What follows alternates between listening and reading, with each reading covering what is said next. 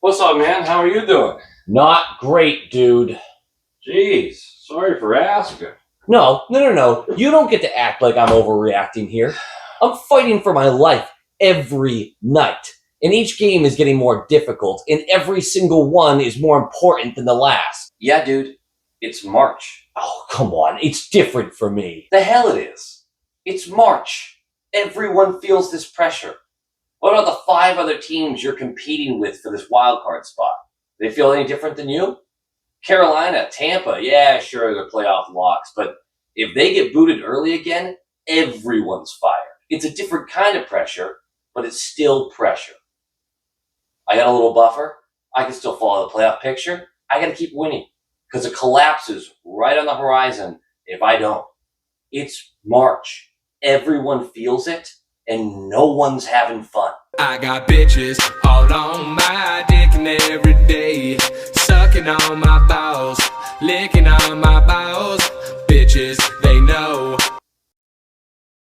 Huh. All right. Buffalo's having fun. But I think we can both agree they've earned it. Yeah, but the song, though? Oh, just let them have it. Low quality fiends of a high quality Bruins team. That is not a dub. That's not a dub. There's a lot to talk about here. First of all, though, this is the last video I get to do for a while because I got married. Ka-chow.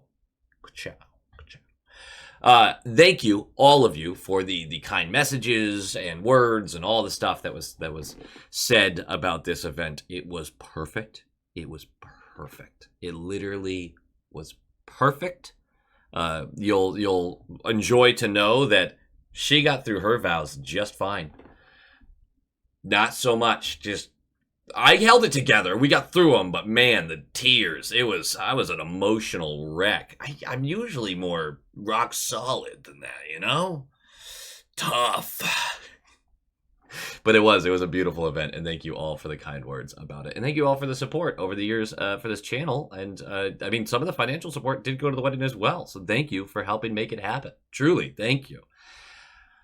Let's talk about this Bruins team, shall we? So I missed the Florida game, and it didn't seem stellar. It seemed like they, maybe played down to their competition a little bit. And too little too late with trying to come back with Bobrovsky. It's fine. This Lightning game was interesting. But this felt like an important one. So you go on this road trip. This is game 2 of the road trip. And you lose the first one against, by far, the worst opponent you'll have on the road trip. By far. You lose that first one. Okay. You've won a bunch in a row against really good teams. This was your letdown game. This was your overlook game. This was your whatever you want to call it, your scheduled loss, even though it shouldn't have been. I'm with you. I'm disappointed by the result, but it makes a lot of sense to me. It genuinely did. You get to this game. The one thing this team can't afford right now is to string together losses, as that mentality comes in of, oh God, what if we collapse? And that's when people start holding the sticks too tight. You start seeing these mistakes. They're overplaying the puck, all that kind of stuff. You can't let the mentality change. They are firmly in a playoff spot. They're still firmly in a playoff spot. You need 3 wins. You need 3 wins over these next 5 games. 3 wins gets you to 100 points. It is extremely unlikely that multiple teams behind us will win out with their schedules. You get 3 wins, you should be in. And you drop 2 opportunities to do that, including your best opportunity or second best opportunity remaining in the season, I think. Not really what you're looking for. I'm not freaking out by any means. You might not even need those 3 wins. You want 3 wins. You want to make sure that you're in position to control the outcome here. And the more you lose early, the harder it gets late. So this was a frustrating one. The Lightning are a good barometer for how good the Bruins are, even though there's a tradition of them beating us, unfortunately. Not for all time, but, past 10 years or so, it seems like they typically get the better side of us. I wanted to see something in this game, and we'll talk more about it in the game notes, but I don't think I saw it. We'll talk about the Lightning for a second. It's the third meeting of the year with one more scheduled a week from today. They beat us 4-3 in the first week of the season and then gave us one of, if not the, worst loss of the year in February. It was a 6-5 final in the shootout. It was February 1st, I believe. One of the last two games, or maybe the last game before the break. Can't remember if the Florida game came first or Tampa, but either way. As always, they're a wagon. I mean, that's really what they are. 14th in the power play, which is crazy. 4th on the penalty kill, 2nd in goals for, and 3rd in goals allowed. Like, how are you 14th in the power play? That doesn't even make sense to me. They have faced a lot of injuries this year. They are 7-1-2 in their last 10 and have been dealing with an onslaught of injuries. Obviously, Hagel and Gensel and Point and Hedman are all great, though they've been part of those injuries troubles, most of them. Cirelli is one of the most underappreciated top 6 forwards in the league. Mosier has been excellent this year, particularly defensively. Radish is having a career year in a contract year. Good for him. Vasilevsky has been brilliant, but it's Kucherov who's got most of the headlines going, mostly because he has 124 points in 69 games played, and he has averaged 2 points a game since November 14th. 2 points a game since November 14th. I literally went back and found the last time he was not at 2 points a game. It's ridiculous. Hedman remains out for a personal leave. Hagel is out as well. There are a couple other players that kind of round out their roster that are also going to be missing this one. For the Bruins, they have Husadinov, Minton, Pasta, Middlestat, Zaka, Arvidsson, Asamont, Elias, Geeky, Jeannot, Corrali, Kastelik, Aspero, McAvoy, Hampus, Harris, Zadorov, Peak, and Swayman in net. Asamont is back in for Reichel. I think they're just kind of keeping guys fresh. Sturm did say an addition of speed. That felt weird. But Reichel, from what I heard about the Florida game, had some struggles. So maybe they're just kind of swapping him out. Lorai is still out. He was a questionable for this game, but it seems like he needs another night off. 2-1 loss to Florida, like I mentioned earlier. I did not get to watch a lot of it. I did hear that Yoki Haru was very bad, so that's probably why Harris is in for this one. Again, I'm just saying I heard that. That's not my opinion. I really didn't watch much of it. Detroit and Ottawa both lost in regulation before this game, which, man, you win this one, and they have 6 games to make up 8 points in the standings. You feel really great. God, you could have felt really great about that. Either way, let's talk about this. We'll get to some game notes at the end. It is what it is. Like, comment, subscribe. Nailed it. Puck drops. Puck drops! And 10:13 left of the period. How is this not a penalty shot, he says? How is this? And this turned into a whole debate. A whole-ass debate. Which I'm a little confused by. But during a transition, Arvidsson, from the glove side circle, shoots low blocker. Vasilevsky gets a ton of it, but it leaks through him and sits in the crease. And McAvoy is first to the puck.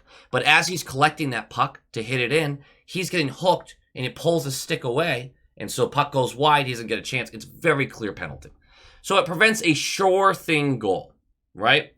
For me, that should have been a penalty shot. Others were saying it should have been a awarded goal. I believe they only award the goal if someone intentionally knocks, like, the net off or throws something at it, although I think that's also a penalty shot now that I say it out loud.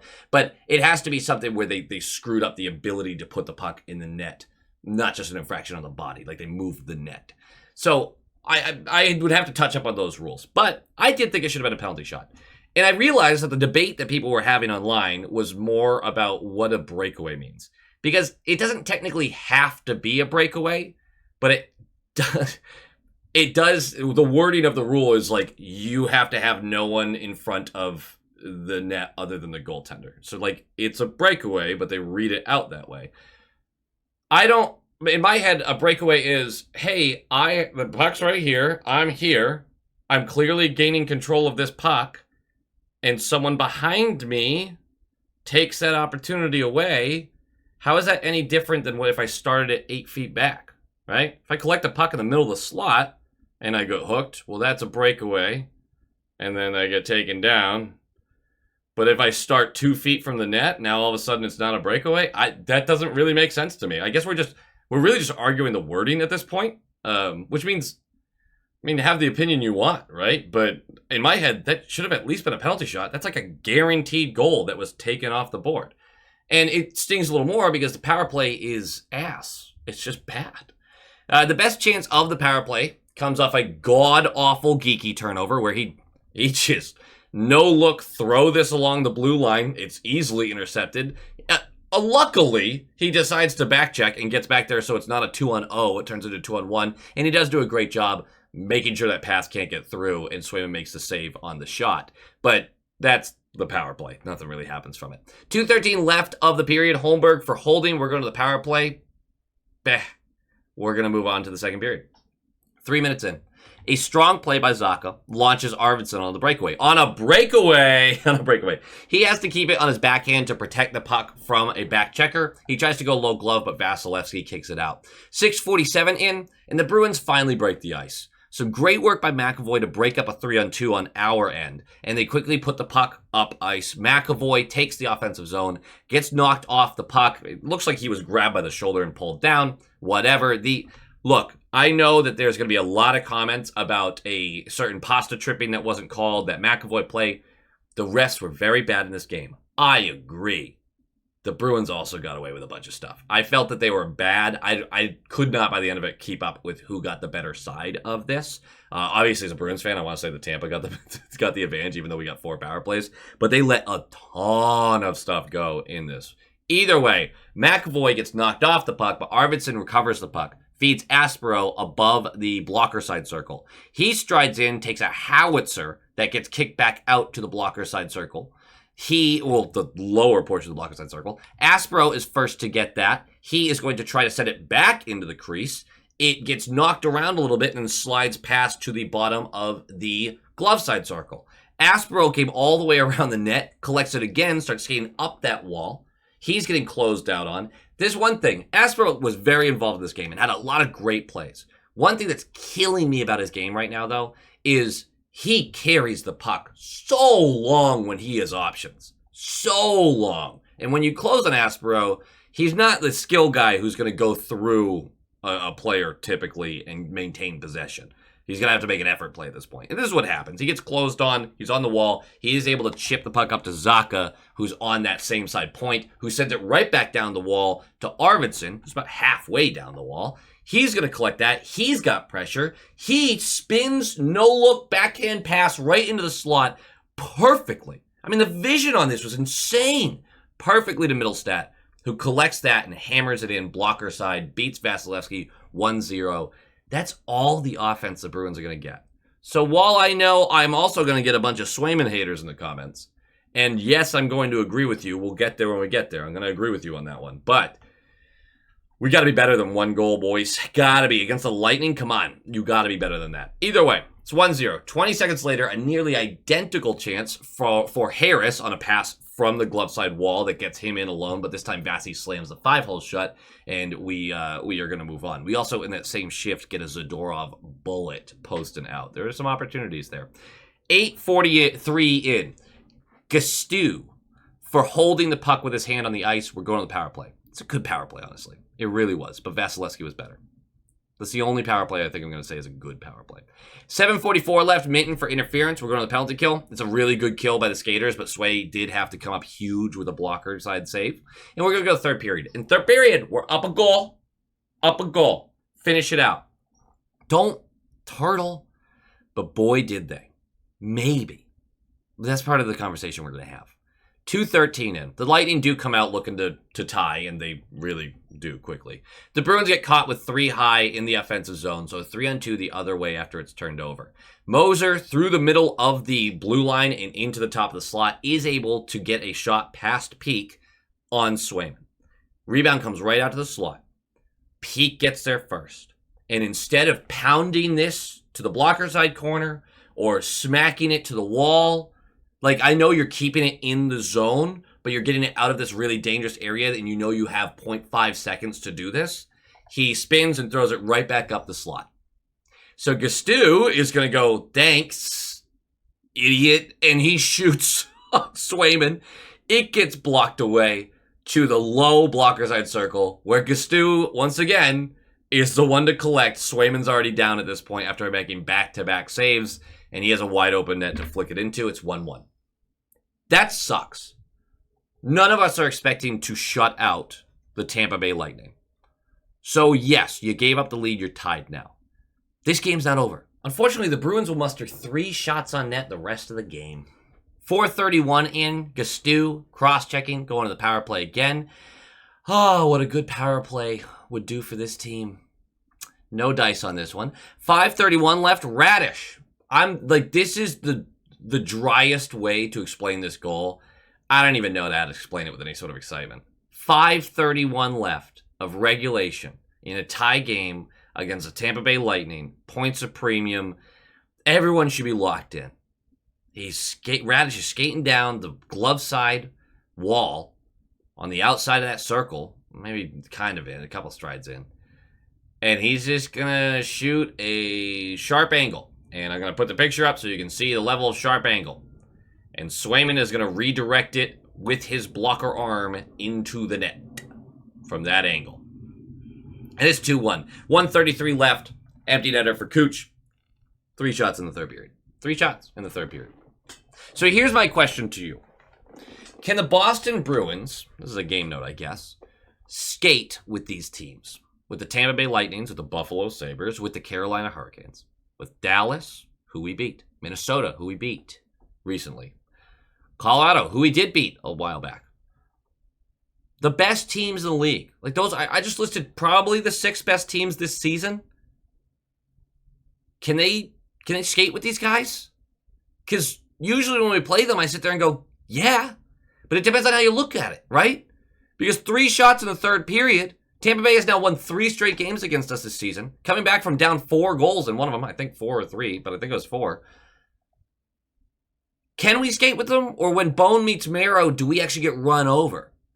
When the third period started and Tampa comes out, and they're like, all right, we're going to turn it on, and the Bruins couldn't keep up? Or were they trying to protect the lead, and then it got late enough into the third where they went, let's just play for the tie, get the point, and then we'll figure it out in overtime? Like, is that what's happening? Or are you playing a good team and they're kind of running you over and your goaltending wasn't able to bail you out? And yeah, your goaltender gave up an atrocious goal. Swayman was great until he wasn't. And that's a huge reason for the loss. You know what a bigger reason for the loss is? 0 for 4 on the power play. 3 shots in the third period. 1 goal scored the entire game. Not a lot of support for your goaltender is all I'm saying. I'm typically a goaltender defender. I'm almost always gonna be that. I've been critical of Swayman at times. I've been critical of Korpisalo plenty, but typically I try to be a defender of the goaltender. I can't defend that goal, but I can't defend the rest of the skaters either. This was a good effort. It really was. For 40 minutes, this was a good effort against a good team. And even in the third period, there was some nice moments. But my goodness, you got run over for the most part once the game was really on the line. That's concerning. You've lost 2 in a row. When a win in either one of those games puts you, I mean, you're already in the control of your own destiny, but just puts you so much in the driver's seat to the point where you really just have to string together a couple of wins. Just get 2 more. It's a tough look in this one. And I keep walking away from these games. I walked away from the Dallas game being like, we can skate with these guys. Like, this team can compete. And I walked away from this one going, yeah, we can skate with these guys, but they keep, like, third period comes around and they are way better than us. Every game, they pull out the win. They make the bigger plays. They're more consistent. Tough. It's just tough. But again, we had those wins against some really good teams. We beat Buffalo, Wild, Dallas. Those were huge wins. They were important wins, and I don't want to just throw that away. But you need to get back into the win column now. Other game notes. Fuck this power play. Holy. Yeah, that's all I got there. Last one. Geeky. Really, really not fun to watch right now. Active detriment. Turning the puck over routinely. Towards the end of the game, he turned it over twice with time and space in the defensive zone when the Bruins are just trying to get up ice to get another scoring chance. They're already down by a goal at this point. And this wasn't even like, oh my gosh, how'd he turn it? No, he just gave it away twice. To the point where I can't remember who had it. I think it was Zadorov. But Zadorov finally collects it to break it out of the zone. And he has Geeky wide open. He's like, I'm not passing to you. And he passed to somebody else just to help get the puck out. Like, Geeky is an active detriment right now. He is playing terribly. And he's barely shooting the puck, although I think he did have a few shots in this one. It's just the previous games he had really not been shooting. Again, I can't speak for the Florida game because I didn't watch it. He had 2 shots in this one. He's just an active detriment at this point, and it is a bummer to see because he had been so important for us getting here. And I get that some people are like, put him back with Pasta. He was doing a ton of his damage without Pasta. And now it's just, he won't even shoot. It's a tough watch. It's a tough watch. This is a tough game to lose. But I will be checking in, obviously, from Italy while drinking wine and eating pasta. I'm excited. I think this team can finish off this regular season in a playoff position. And who knows? Who knows? And hopefully they're playing long enough for me to get back in town and us to do some fun stuff with it. Damn, I wanted this one, though. Go Bees. Go Bees! Hey guys, thank you so much for watching this video and joining me as we experience this crazy Bruins season together. The names popping up on your screen now are from the top line tier and the all-star tier of the YouTube membership program for this YouTube channel. I greatly appreciate each and every one of you who help support the channel so that we can do more fun things, and I am always open to more ideas of how I can help give back to those who support the channel. At the end of the day, this channel is always going to be about the community, and I want to continue to grow that way, so please always feel free to reach out with new ideas and fun ways we can expand on this, or if you just need someone to talk to, I'm always here for you guys. Thank you all for your support, and as always, go Bees!